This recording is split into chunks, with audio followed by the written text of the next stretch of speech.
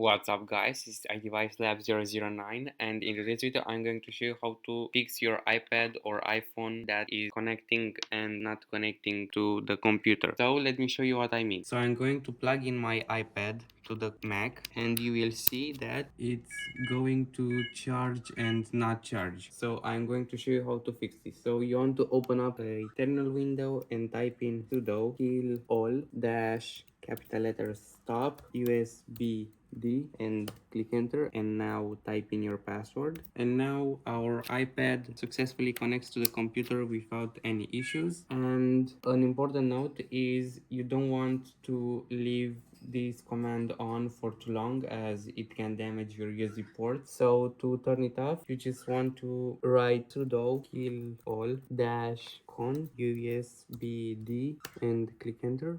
And now perfect, our connection has reappeared. And that's it for this video. Thank you so much for watching. Comment, like and subscribe, and I will catch you in the next one.